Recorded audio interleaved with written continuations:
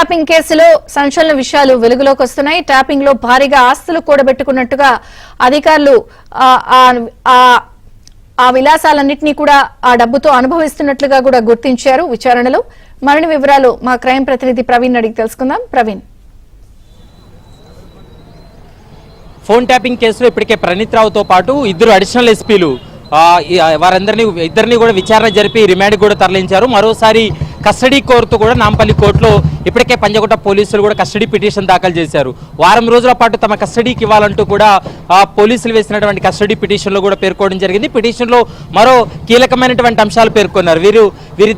వీరిద్దరితో పాటు ప్రణీత్ రావును కూడా కస్టడీకి అనుమతించినట్లయితే వీరు ముగ్గురిని కలిపి విచారించాల్సినటువంటి అవసరం ఉంటుంది.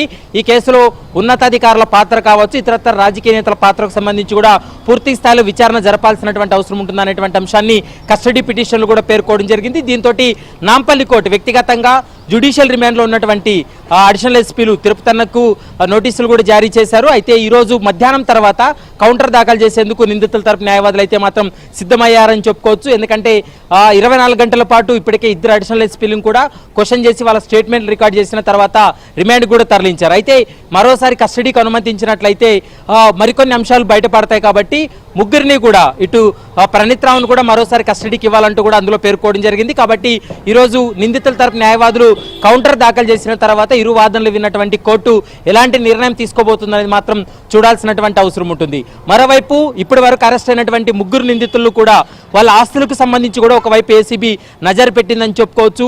భారీ స్థాయిలోనే ఆస్తులు సంపాదించారనేటువంటి అంశాన్ని గుర్తించడం జరిగింది. ఎందుకంటే ఆదాయానికి మించినటువంటి ఆస్తులు కూడబెట్టినట్లు ఇప్పటికే ఏసీబీ అధికారులు ఒక ప్రాథమిక నిర్ధారణకు రావడం జరిగింది. ఎందుకంటే వీళ్ళు ఫోన్ ట్యాపింగ్ చేస్తూ చాలా మంది ఫోన్లను ట్యాప్ చేసి ముఖ్యంగా రియల్ ఎస్టేట్ వ్యాపారులు కావచ్చు, తర్వాత జ్యువెలర్స్ సంబంధించినటువంటి వ్యాపారవేత్తలు, మరోవైపు హవాలా వ్యాపారుల యొక్క ఫోన్ ట్యాప్ చేసి వాళ్ళ నుండి భారీ స్థాయిలోనే డబ్బులు వసూలుకు పాల్పడ్డారు. దీంతో విలాసవంతమైనటువంటి బంగ్లాలు వీళ్ళు తీసుకున్నారు అనేటువంటి అంశాన్ని కూడా గుర్తించడం జరిగింది. ఈ కేసు విచారణ జరిగేటువంటి క్రమంలోనే ఏసీబీ అధికారులు కూడా కేసు నమోదు చేసి ఆదాయానికి మించినటువంటి ఆస్తుల కేసు కూడా నమోదు చేసేటువంటి అవకాశాలు అయితే కనపడుతున్నాయి. మరోవైపు ఏసీబీ అధికారులు ఇప్పటికే నిందితులు ఎవరైతే ఇప్పటి వరకు జ్యుడిషియల్ రిమాండ్లో ఉన్నారో ముగ్గురు నిందితులకు సంబంధించినటువంటి ఆస్తులపైన కూడా ఏసీబీ అధికారులు నిఘా పెట్టడం జరిగింది.